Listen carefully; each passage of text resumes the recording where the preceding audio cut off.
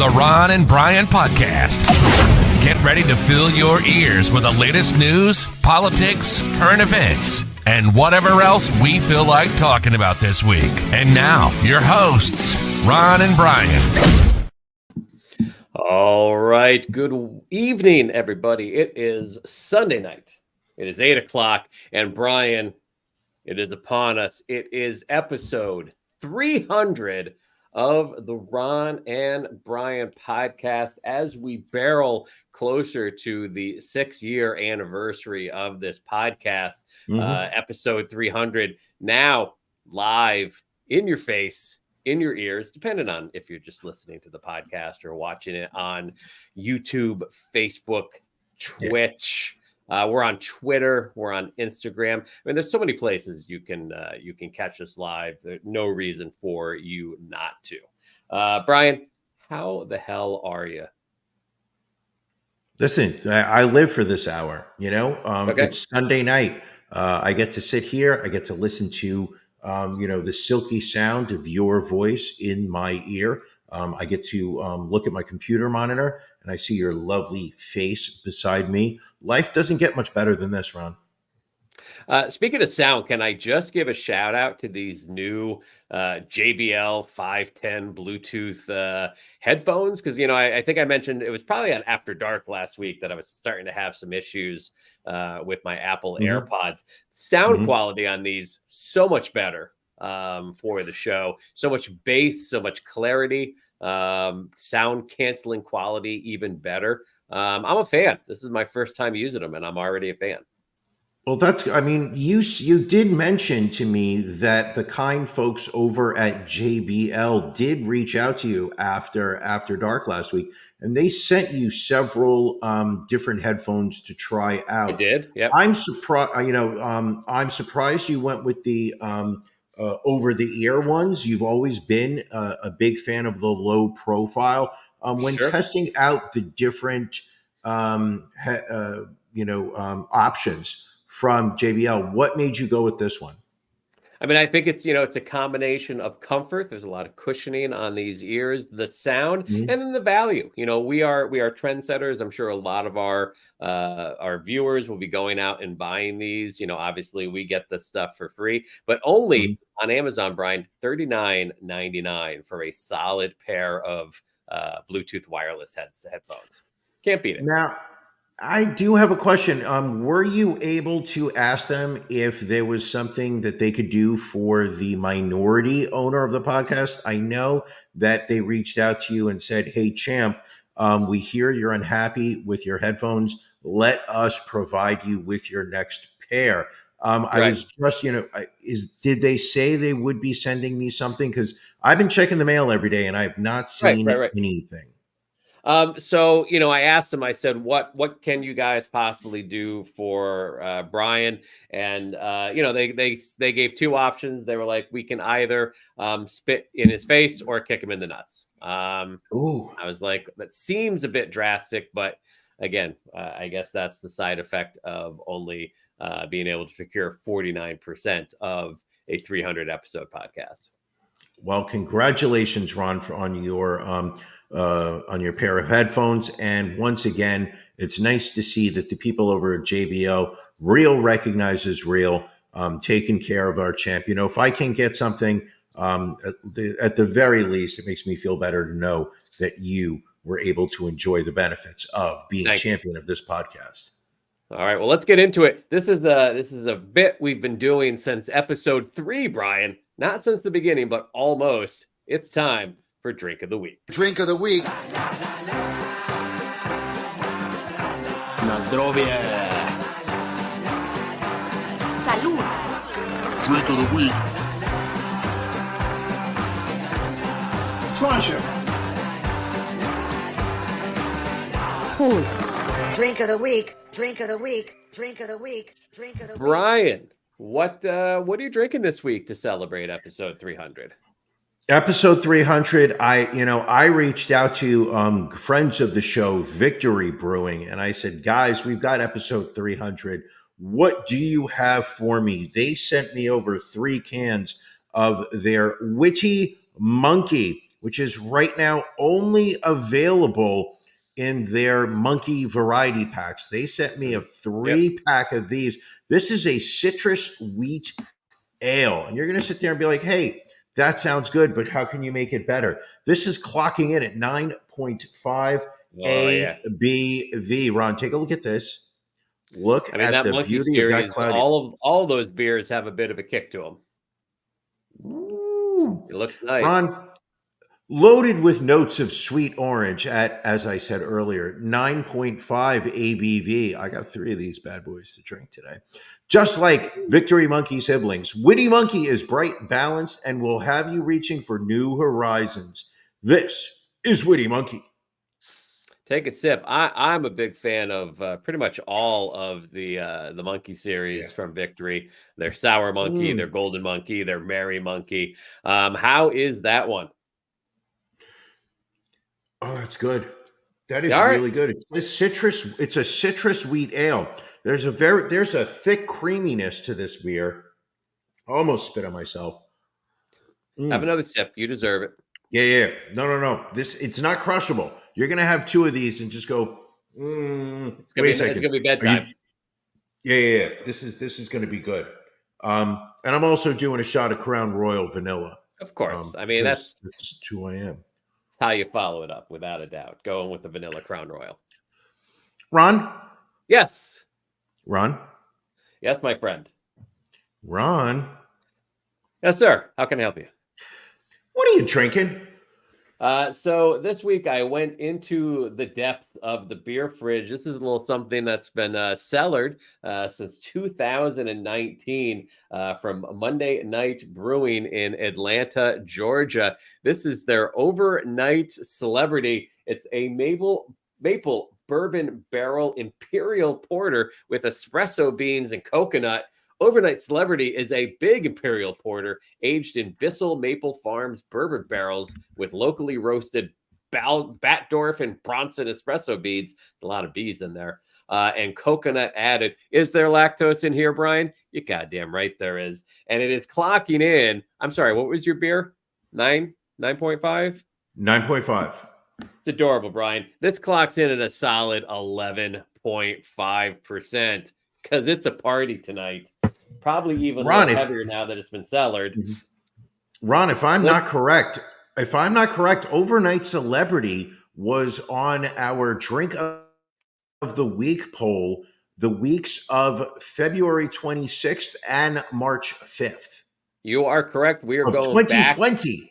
We are going back in the day, back during the pandemic. You've been cellaring this. This has been cellared, so it's got a few years to it. Let's have a sip here.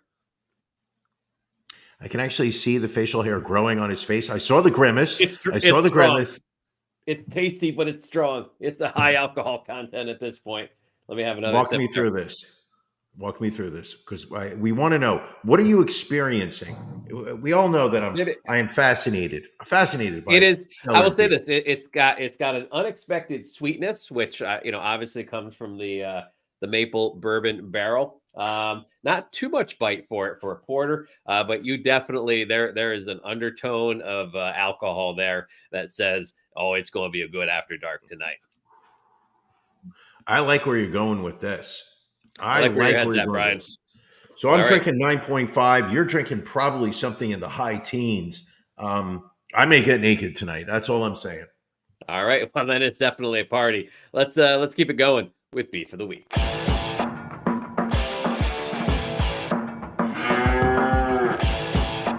Ron and Brian's Beef of the Week.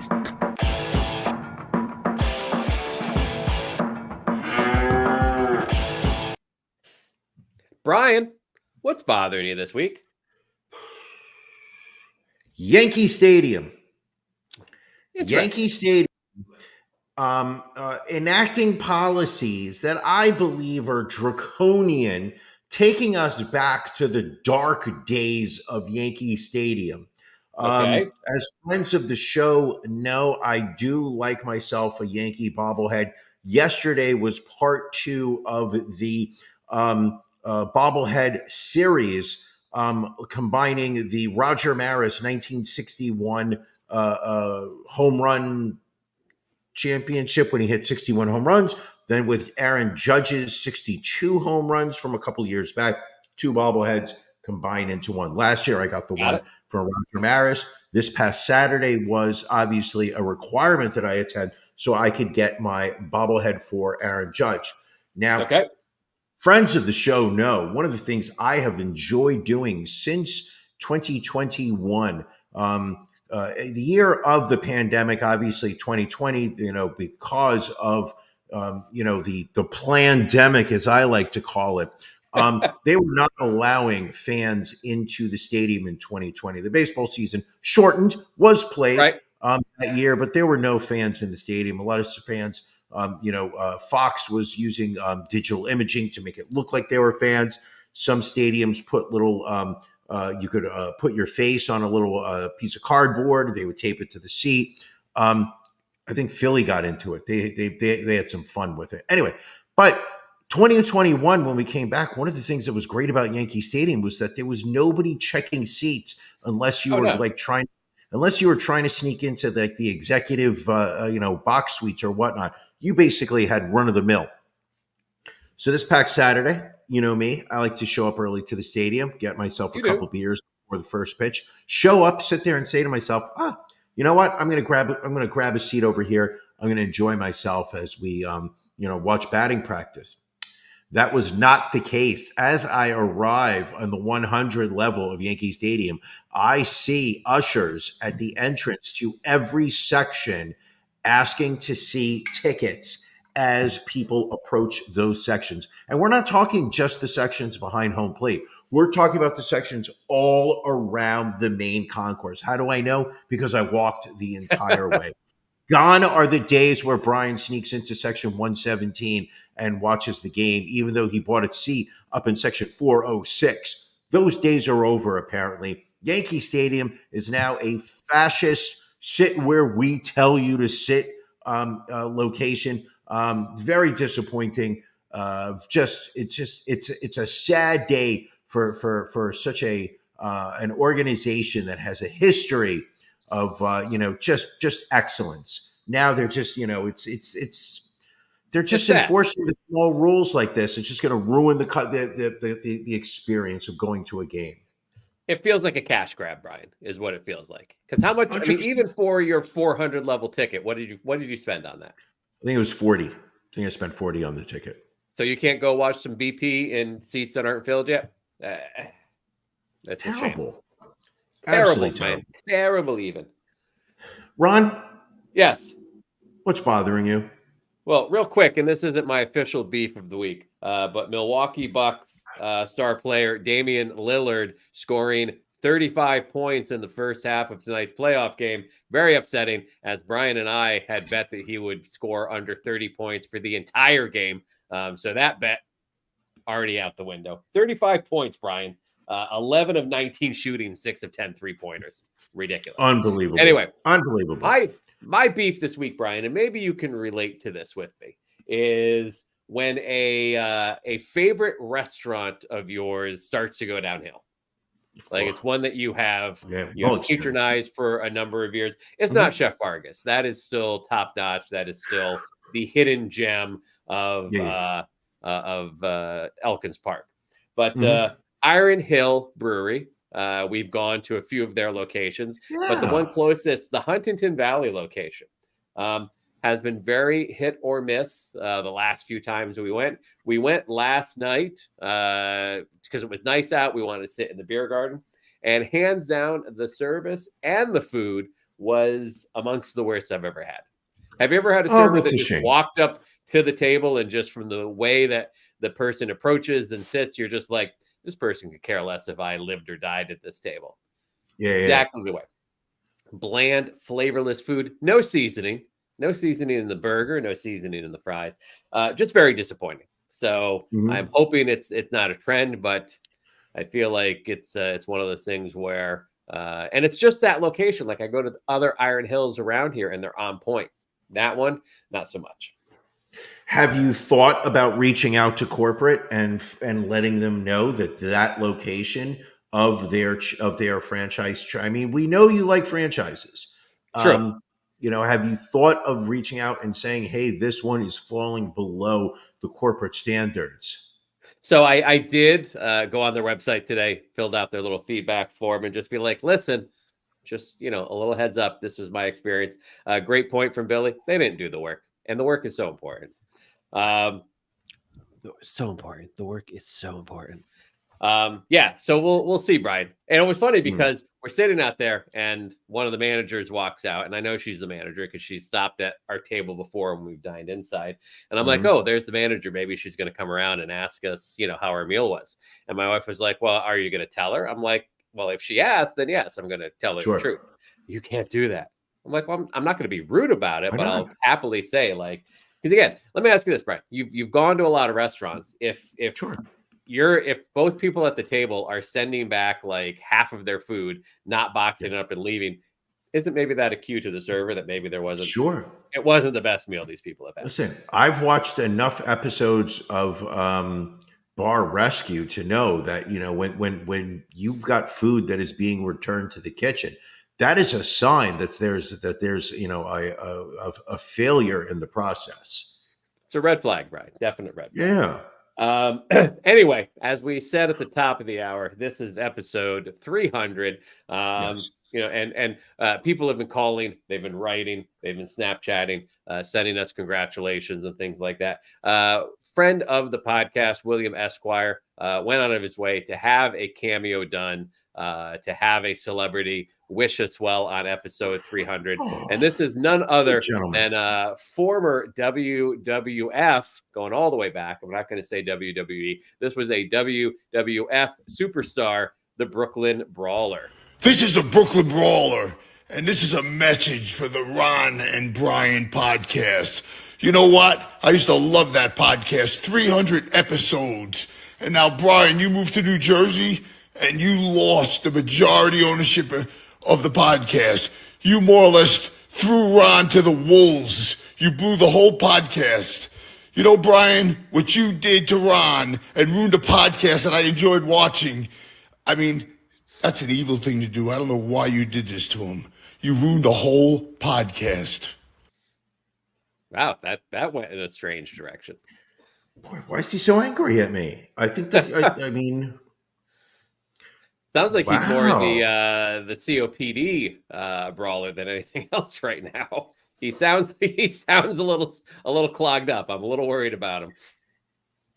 You would think that he would have cleared his throat before, hitting record on his phone. But, he does listen. Ali makes a very valid point here. The man makes his points, just listen, Brooklyn Brawler, is he in the Hall of Fame? I don't think so. I think he deserves to be in there. Maybe Barry Horowitz deserves the Hall of Fame nod. Accountant to everyone. Still a lot of years to fill that Hall of Fame. All right, Brian. Let's get to our stories of the week. As people know, these are the stories that we want to make sure we hit. We get so many stories that we write down during the week. Sometimes we don't get to all of them, but these are the ones that we definitely want to make sure get here. Brian, what is your story of the week this week? My story of the week this week takes us all the way to my old hometown, New York City, where there is a trial going on, Lower Manhattan, literally just blocks away from my office.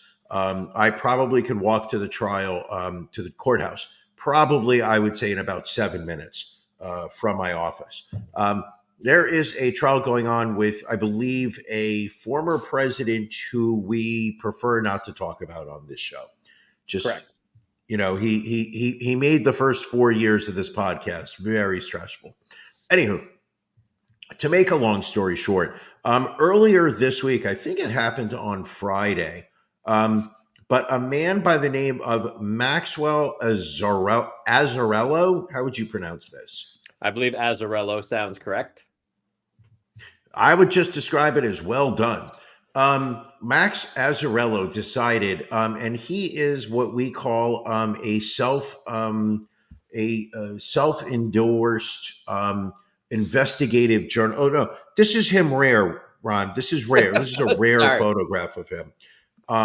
This is not what he looks like now. If you want to know what Max looks like right now, I'm going to suggest that you go get a box of Gordon's fish sticks, put it in your oven, set it at about 375, and then go away on a week-long cruise. When you come back, that fish stick is going to look a lot like Maxwell Azzarello, as he decided that the only way he was going to get his message out to the world was to set himself on fire outside the courthouse where the Donald Trump trial was taking place. Now, you may sit there and say, hey, Brian, I guess this guy was a big fan of Donald Trump and felt that this was a huge travesty that a former president was being tried on crimes related to an extramarital affair. And I'm going to say no, absolutely. He really could have cared less about Donald Trump. Max had literally decided that he had discovered that cryptocurrency was the biggest Ponzi scheme ever. That Peter Thiel, Thiel, I don't know. He's not really a right-wing person. He's more, what's the word I'm thinking of? What's the third party where they want nothing to do with the federal government? Anyway. Green Party? No, it's not the Green Party, but you know what I'm talking about. Right. Anyway, he basically has decided that the Republicans and the Democrats are the same party, that they are basically stealing money from the middle class. And more importantly, his word needs to get out. Libertarian, that's it, William Esquire. The Libertarian Party. So he shows up to Lower Manhattan. He starts handing out some flyers. Apparently, they don't go over very well with people. So he pours a liquid all over his body, lights himself on fire. He was pronounced dead shortly after the incident. I do believe he was in the hospital for about 24 hours before he died. But that's not really the point of my story right now. It is actually a level of disappointment with my friends, because as soon as I saw that somebody had set themselves on fire outside the Trump courtroom, I immediately ran over to Twitter and started just scrolling. I knew somebody had video of this, and boy, was I right. I think I saw probably about 4 or 5 different angles of this guy walking around, pouring liquid over himself and then lighting himself on fire. He survives the fire. Don't get me wrong. This guy literally looked like a burnt, you know those African characters they had on South Park when the kids would go to Africa to feed the kids, where literally it is just like small bones and it's just burnt dark, and it was, problematic, I get. A little bit. But this guy was burnt to a crisp. They're hosing him down with a fire extinguisher, and then you think like he's just gone. He's gone. Then out of nowhere, the corpse literally just like turns and he starts moving, and you realize this guy has got to be in a lot of pain. None of my friends reached out and said to me, "Hey, Brian, can you send me the video?" Because, and this is where I think maybe I'm slightly out of step with society, because the first thing I did was immediately start recording video off of my phone so that I could save it, in fear that one day they're going to take down this video. So I've got it saved on my phone. I'm like, all right, hey, who wants to see video of the guy setting himself on fire? Silence. Absolute silence in the group chat. Nobody was interested in it. I was so disappointed. And I'm including you, Ron, in that. Was an object of my disappointment. You didn't even respond. This is the area you feel like you're out of step with the public with. Yeah. Nobody wanted to watch a video of this guy dying and burning. Not even just dying, but just burning to death. And ironically, even though he was conspiracy theorist, he felt Trump and Biden were part of the same cabal trying to bring us all down. Which I mean, he's not wrong. But he still had it together to be an organ donor, which is interesting, because you would think, burning might ruin some of his organs, but apparently his kidneys have already been donated to 2 patients in need. And I believe his skin has been donated to make a nice satchel for somebody. Ooh, that's so nice. So nice. Yeah, that's my story of the week. It's not every time, I remember, just remember when ISIS was just really taking over Iraq and they were setting people on fire and that was Sure. they were releasing. I watched all those videos. Really disappointed. Speaking of Dominic, there we go. Big Dom. Dom from Queens. Happy birthday. I believe he's Oh, turning happy 60. birthday. I think he's turning 64 today. Sounds about He right. might be back. He might be back from vacation. Went someplace warm with a beach, if I am not correct. Billy wants to know, anybody eating some fried liver? Ooh. Poor Too soon. Max. Too soon. Too soon, Brian, yes. Come on. Yes. Ron? my story of the week, we are going to go down to Brazil, where a woman reportedly wheeled the corpse of an elderly man into a Rio de Janeiro bank last Tuesday to try and get him to co-sign on a loan. This is the video that took the internet by storm. Let me kind of play it here, where you can see this man not looking well at all in the No. video. She's trying to prop his head up. She's trying to move the hand. The bank customer, identified as Erica de Souza Vieira Nunez, was captured trying to get him to sign some paperwork. She kept calling him uncle and trying to get him to sign financial documents that would allow her to take out a $3,400 loan. She said, quote, "Uncle, are you listening? You need to sign. If you don't sign, there's no way because I can't sign for you." When a bank worker tries to point out that the man's color looks off and he appears, quote, "not well," Nunez dismisses his concerns.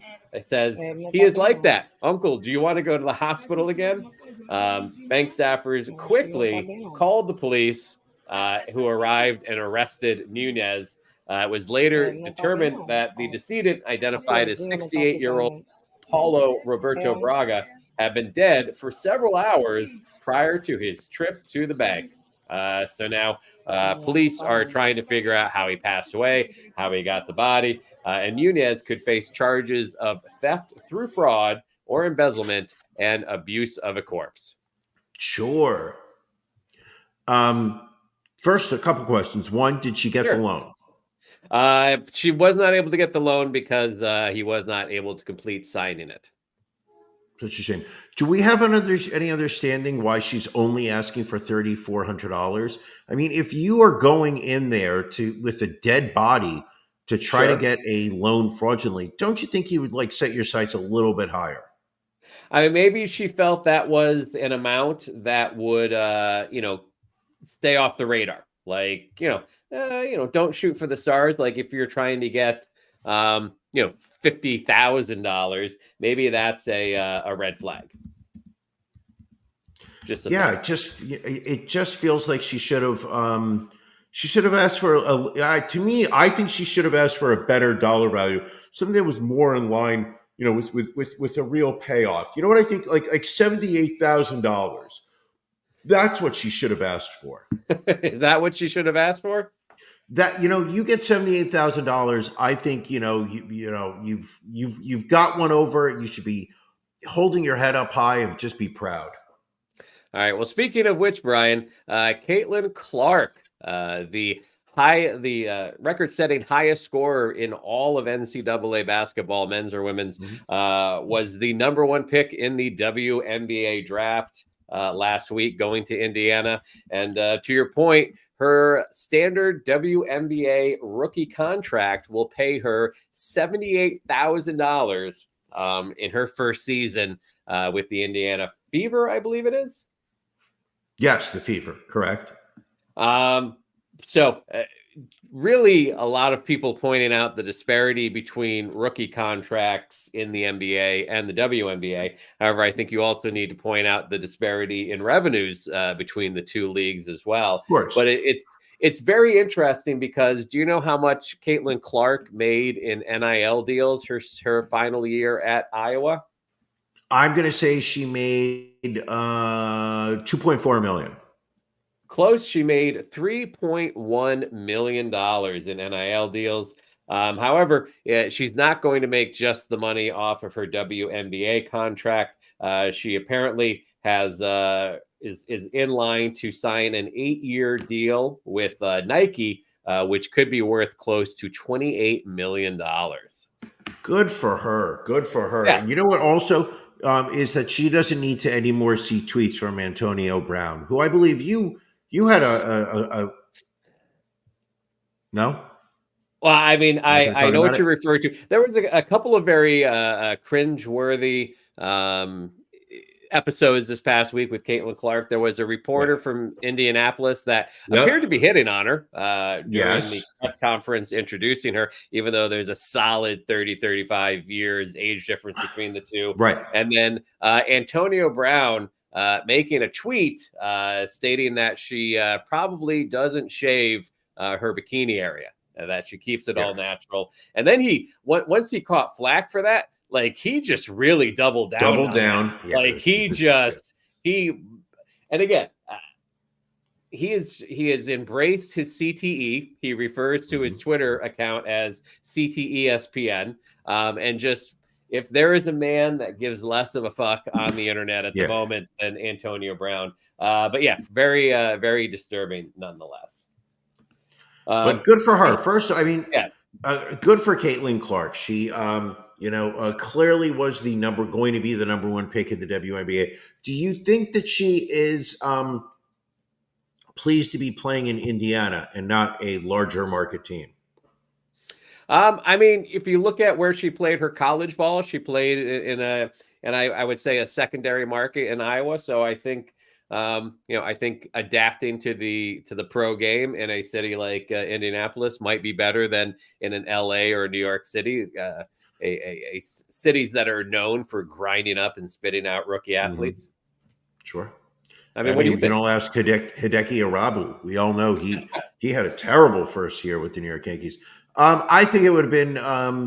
I think she should have been in LA. I think that would have been much better for the sport. But what I will say is that, one thing that I did read is that the Fever are selling out tickets. Oh, yeah. People are buying. And I think that's great.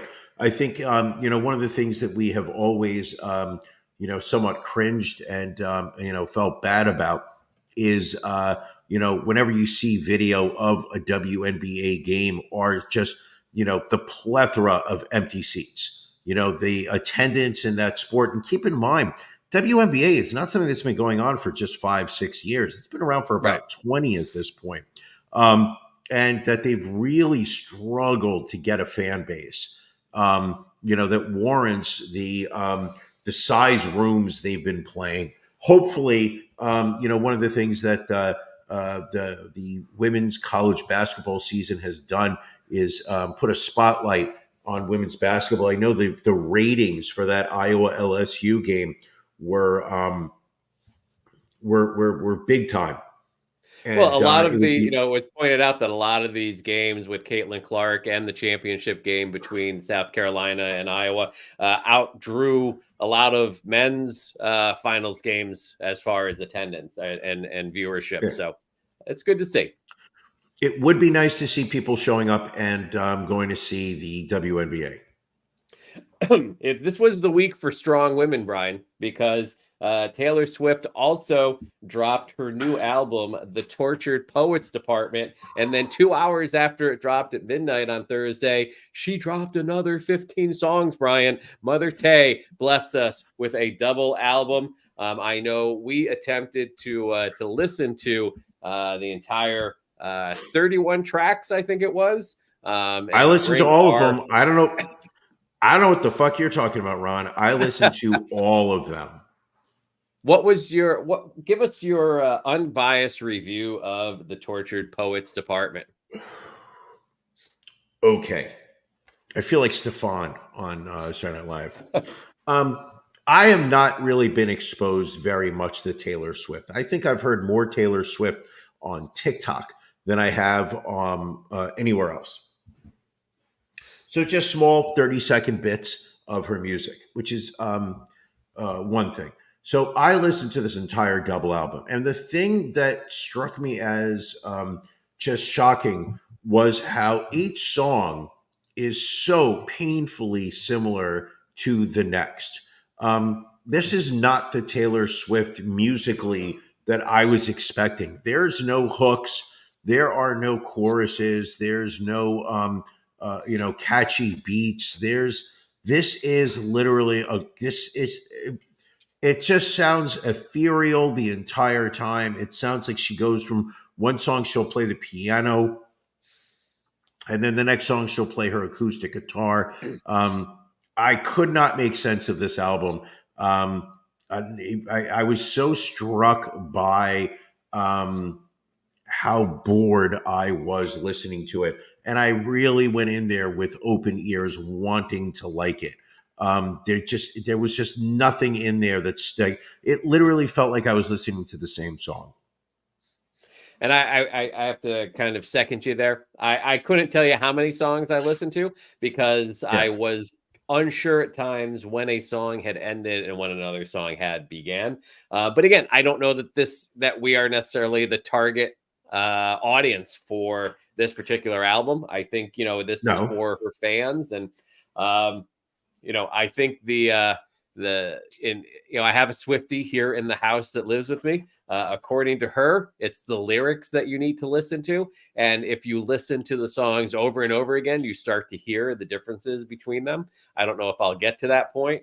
I will say I do like the Thank You Amy song, which is just basically her ripping on Kim Kardashian because of her involvement in the Kanye West debacle that happened a few years back. So listen, this album's gonna rake in the dollars whether we like it or not. But yeah, it is more of a stripped down. I don't hear a hit, but I think it'll still be obviously hugely popular for her.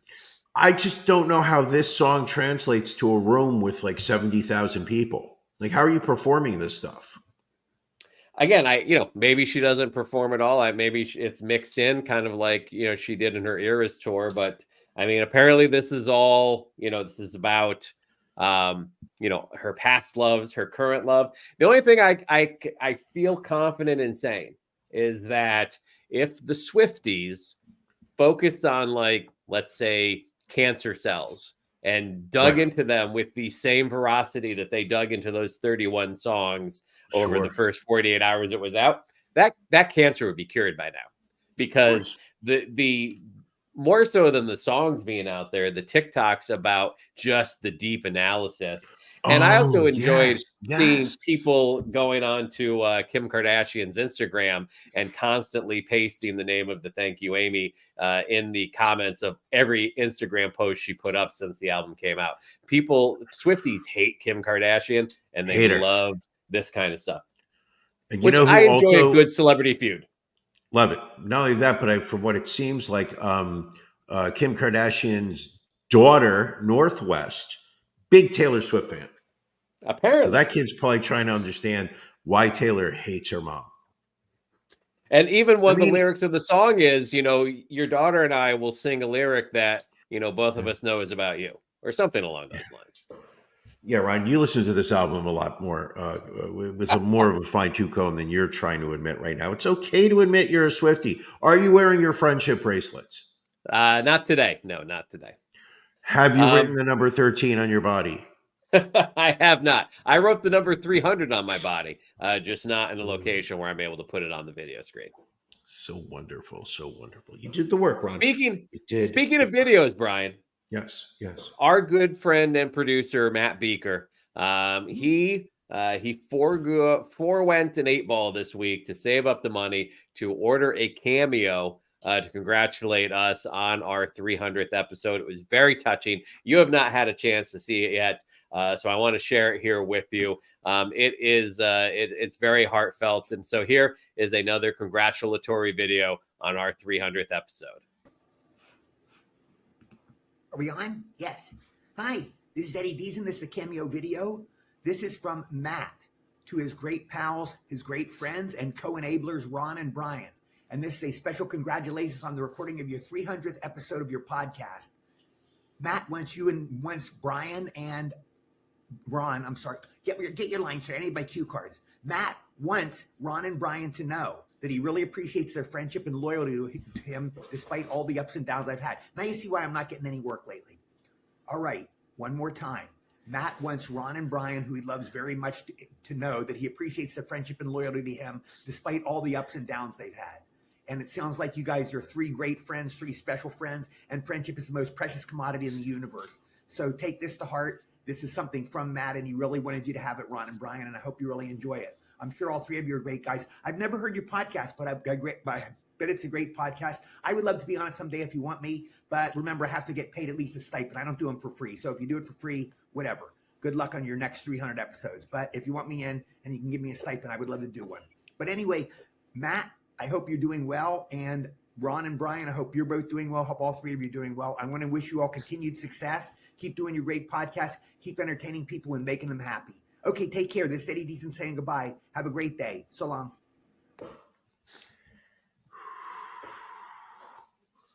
That touched a part of me.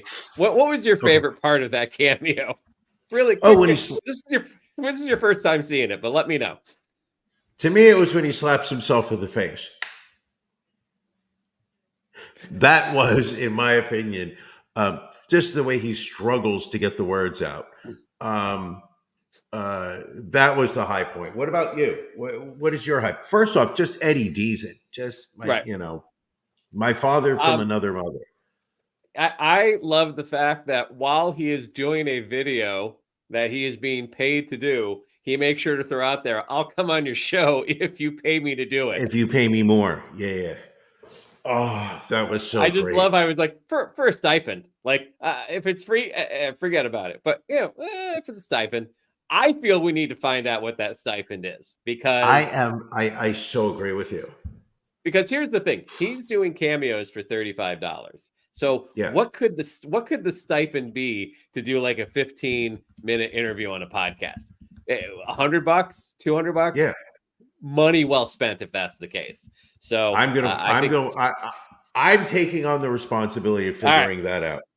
All right. But it was just Matt sent that to me, and number one, the choice of Eddie Deezen, who we have talked about the numerous stories of Eddie Deezen over the years. We have that photo of you that we put up. You mentioned brother from another mother. Sure. Just classic stuff. The fact that I didn't think he was going to get through the read the second time. No. He definitely screwed it up the first. I didn't think he was going to get through it the second. I'm just glad that he took a moment out of his day, which is usually filled with harassing waitresses at diners, that he took some time out of his very busy day to just send his well wishes on our 300. Every now and then I think that I take Matt for granted, and I just feel like he just uses us for the money for his cocaine. But when he does something like that, it just makes me realize that maybe he does. Maybe the feelings are genuine. Maybe we need to take a little bit of a softer approach towards him. Yes. Kudos to Matt. And also with Eddie, he's one of those guys that I'm always curious as to how he makes ends meet at this point in his career. Like he had some roles in the past. Can't imagine the residuals are rolling in like they were previously. No. I can't imagine he holds a steady job. No. Is he? I don't know. Is he funding his lifestyle through cameos and podcast stipends? That's question number one. If we get him on the podcast, he's got question number one. Yeah, I think Billy says it right here. I think he's still very strong on the convention center circuit. I remember I met him at Chiller Theater. I think he does them regularly. He's at the conventions. And then obviously when the convention ends, he goes to harass the waitress. He sleeps in the alleyway till the next convention. Yeah, haven't we all done that? A bigger question, Brian. What are you watching? Oh, I watched a great documentary this past week. As friends of the show know, one of Days That Live in Infamy passed earlier this week on Thursday, April 19th. Very significant day in American history. It was the day that the first shots were fired in 1776 or 74. I don't remember what year it was. That started the revolution, the American Revolution, where we overthrew the King of England. Also, on April 19th was the day that the federal government decided to go and attack the Branch Davidian compound in Waco, Texas, killing, I believe, 80 people. Also on April 19th was the surrender of at Ruby Ridge. I want to say it was Danny White, but it wasn't. It was Weaver, somebody Weaver, Dennis Weaver, I think it was. Okay. Also April 19th. And also on April 19th was the day that Timothy McVeigh drove a rented Ryder truck into Oklahoma City, packed with ammonium nitrate and something else that he used, maybe an acid or some fertilizer, but and set off a bomb that killed about 160 people, including about 20 children. It is a day that lives in infamy, and I watched a documentary. If you have Max, I'm going to say go there and watch the documentary that is called An American Bombing, The Road to April 19th. Really does a great job in kind of walking you through Timothy McVeigh and, how he went from being this kid who grows up in, the Buffalo, New York area, joins the military, goes to Iraq during the first Gulf War, and how he gets to a point of having so much hatred for the American federal government that he believes that blowing up the Edward R. Murrow building in Oklahoma City is a justified, act of defiance. Really goes into, and for Bill, for Billy, I know he likes to say, well, Ronald Reagan had something to do with it.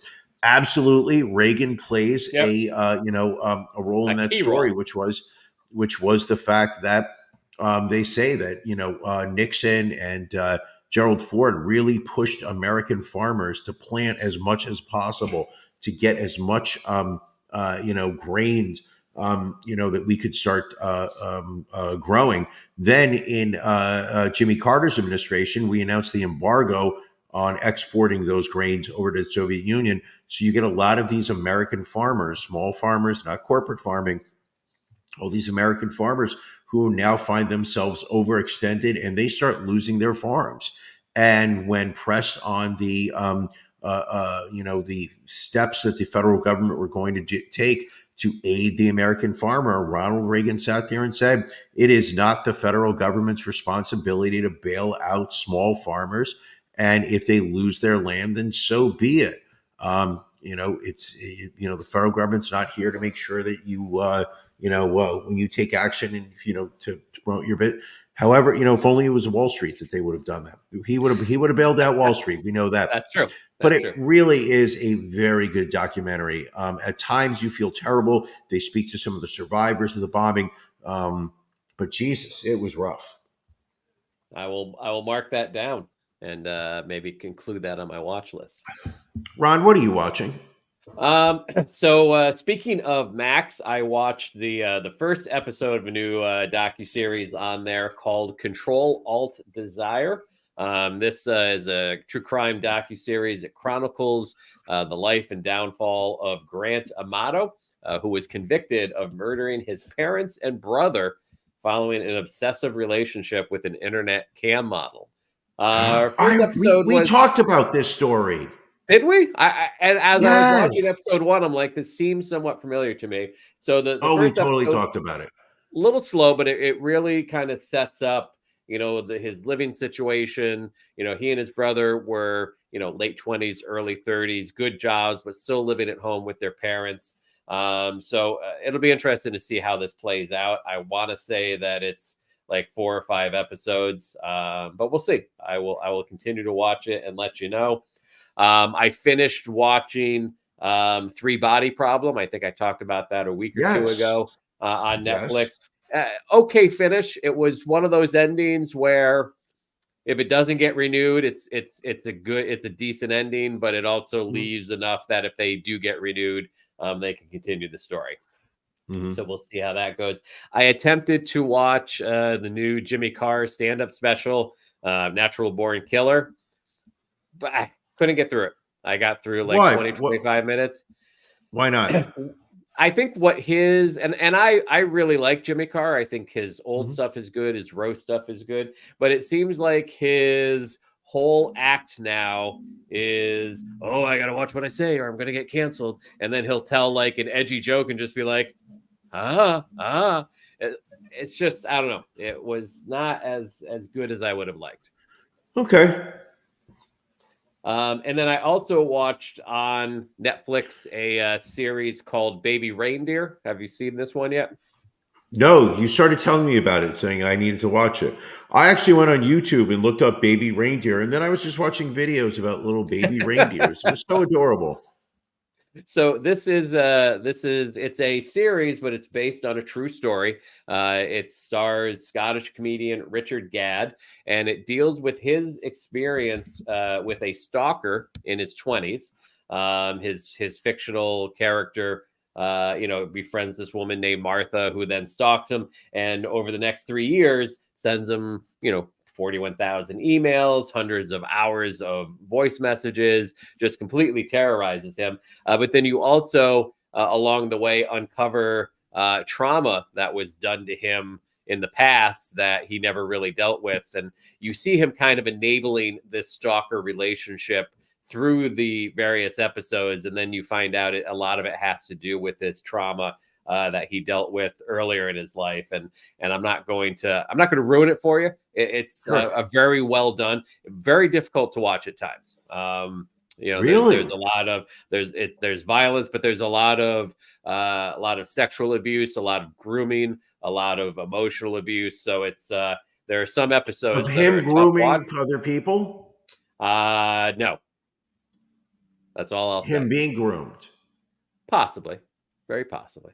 So it's definitely, and listen, the episodes anywhere from 30 to 45 minutes each. Manageable. Definitely a watch.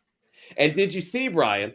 Speaking of Max, again, I might have to renew my subscription to Max. That they have released a part 2 to the Jinx, the docu-series about Robert Durst. I thought that was old. No, this is new. So the initial season was new, but now they have released part 2, which I guess deals with him since his confession, and Oh. the court cases and everything else. So I'm still mad at the Durst because I applied for a job as their director of human resources at the Durst organization, and I met I believe I met his brother, and I interviewed with, I believe, his sister-in-law, and did not get the job. So the Dursts can all go fuck themselves. wow, all right, for a number of reasons, but more importantly, the fact that they did not hire you. Oh boy, I did it. What was it that he got caught on the hot mic saying? There I go. forget. did it again. Here I go, confessing again. Oh. Remember, he was very flatulent. Also, I remember him reading. He was. Also this week, Brian, Phish, the trance band, performed at the Las Vegas Sphere, and everyone is talking about how they utilize the Sphere from a visual perspective in a way no other band has. I mean, here's a photo of like them trying to get their entire audience to trip out.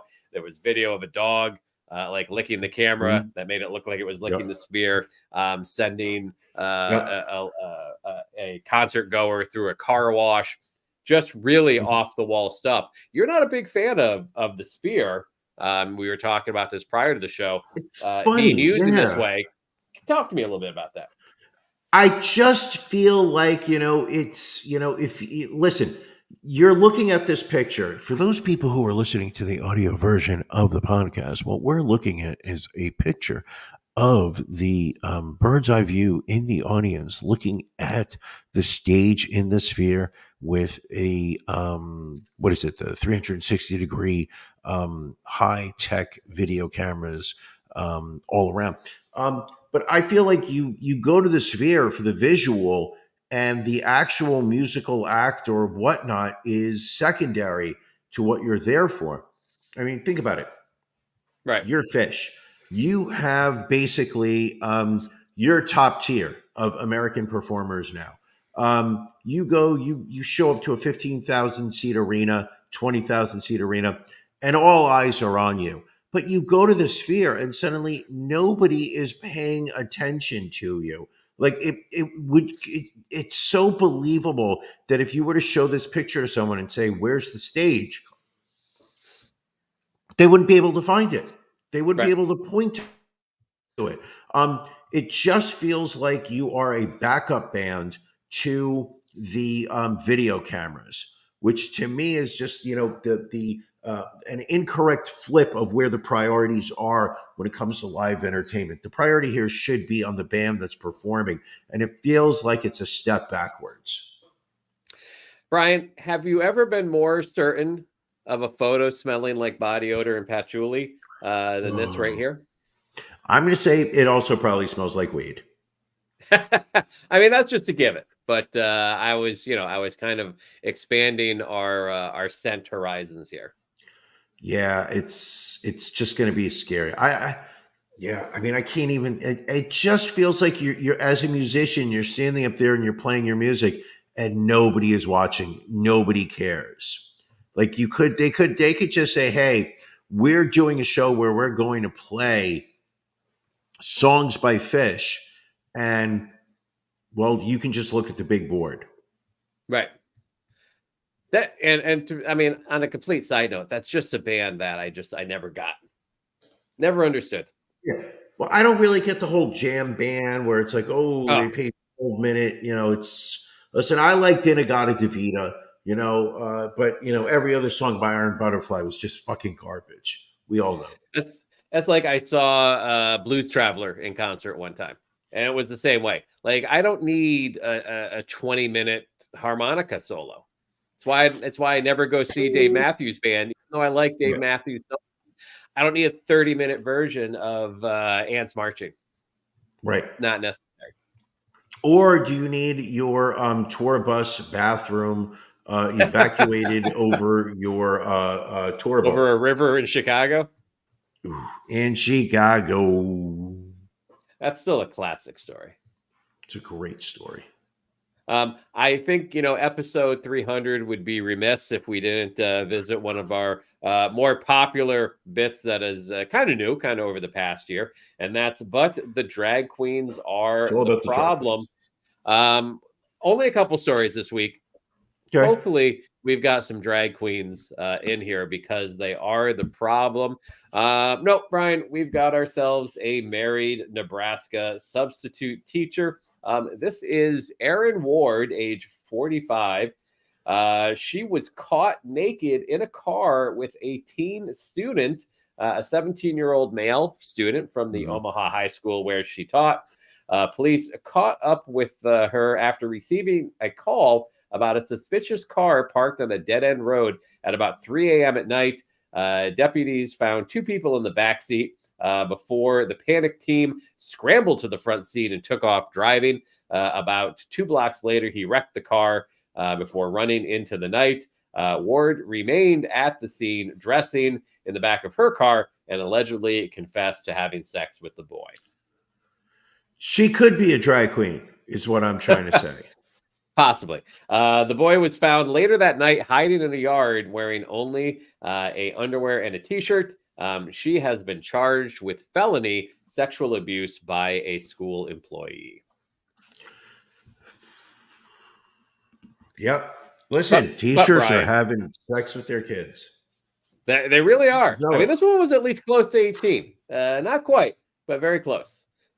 Should have waited. This was local. This was in my local news all this week. Let's see if this was a drag queen. I don't remember that from the story, but let's see. No, he was a Boy Scout troop leader and a teacher at a boarding school. This is Keith Steininger, age 68. He worked as a teacher at Girard College for 41 years before retiring in July of 2022. And while at Girard College, he served as a troop leader for the school's Boy Scout troop. Officials say that on January 25th of this year, the foster parent of a child who had attended Girard College called police to report the assault after the child had told her about it. The child told their foster parents that he had been assaulted over the course of 2 years by Steininger between 2018 and 2022. The victim was between 11 and 13 at the time of the incidents. The foster parent told authorities that the child said he had been touched in his, quote, private parts while he was staying with Steininger as he was acting as his teacher and Boy Scout troop leader. The child victim has handed over text messages between himself and Steininger that gave information as to what happened. Apparently on April 11th, Steininger admitted to the sexual content and gave the victim an apology during a phone call. Oh, that's nice. Just call him up, say, yeah, sorry about the sexual abuse while you were a child. So he has been charged. Not a drag queen. Not a drag queen as well. Not a drag queen, but he has been charged with sexual contact with a student, indecent assault of a person less than 13, unlawful contact with a minor, endangering the welfare of a child, and related offenses. And he's being held in jail, Brian, on $250,000 bail. Finally, a reasonable bail amount, but enough to keep him in at least. Normally, we read these stories. Oh, they paid a $2,000 bond and they got out. Yeah. Well, Brian, as we have mentioned so often during this episode 300, it's been another fantastic episode. We are in the tail end of it. We are going to get ready to go over to After Dark, which if you're not a Patreon subscriber, I mean, we haven't had the Patreon for all 300 episodes, but we've had it for a few years now. And again, we put the money back into the show. We put the money into giving out prizes for things like Can You Beat Ron? Can You Beat Brian? We've paid for rehab for Matt. I gave him a little pocket money. He may have used that for the Eddie Deezen cameo. I'm not quite sure. But it's not like we're sitting here getting fat and happy off of this Patreon subscription. We're just trying to make the show better for you. So if you have not joined, go to ronandbrianpodcast.com, click in the upper right-hand corner to become a patron. You join at the $5 level, you get the audio the next day. You join at the $10 level or higher, you get to join live, which we will be at 9:30 for our After Dark episode. Brian, talk to me about your thoughts on 300 episodes, 6 years deep into this show. There are very few things in this life that I would say I am proud of. I have done some things that have been good, done some things that have been bad. This podcast has just, if you listen, I'm already at a loss for words. The radio show you and I did back in Albany, some of my best memories of college. To think that 20 years later we were able to rekindle that fire and make magic happen all over again. In the form of this podcast, and now it's taken on a whole life of its own. We're doing live streaming. We're live on Sundays. We've got, people regularly showing up in the group chat here.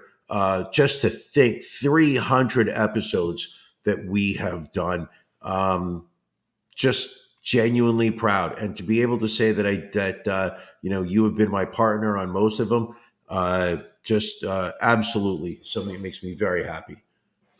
Agreed. I mean, this, we reconnected 6 years ago. We said, let's do a podcast. And here's where it's at. We used to just record them. We put them out there. Like you said, we're live streaming. We've done live appearances. We did the Philadelphia Podcast Festival a while back. Yep. And it's just, we've got a core group of followers, and we appreciate each and every one of you folks tuning in throughout the week. Maybe the real podcast is the friendship we found along the way. We did the work, Ron. We did the work. Listen, if there's one thing that you take away from episode 300 is I want everybody out there to do the work. Focus on yourselves. Brian, have you been focusing on yourself? Have you really been thinking about, you look deep inside yourself, and Brian, I want you to say that 300 episodes is important. 300 episodes is important, Ron. Oh, I want you to say that 300 episodes matter. 300 episodes matter, Ron. And I want you to say, Brian, that you matter. All of you. I matter. All of you. All right. All of what? Huh? Well, thank you everybody for joining us. Brian, anything else? I mean, I think we've covered a lot. Hopefully the Swifties won't come after us for our tepid review of the double album. But again, I don't think it's I really don't picture Taylor sitting down saying, how can I reach to 50-year-old white men? Which is fine. Yeah. We've got plenty of bad music that we can listen to on our own. Sure. And we're going to. We will. We definitely will. All right. Well, let's wrap things up, Brian. Episode 301. We don't stop just because it's 300. 301 will be coming at you next Sunday night. Patreon folks, your episode comes up in just 24 scant minutes. So Patreon folks, we look forward to talking to you then. Everybody else, we will catch you next Sunday night for episode 301. Thank you for joining us on the Ron and Brian podcast. We're live each week on YouTube, Facebook, and Twitch. You can find prior episodes, links to our social media, and everything else Ron and Brian at ronandbrianpodcast.com.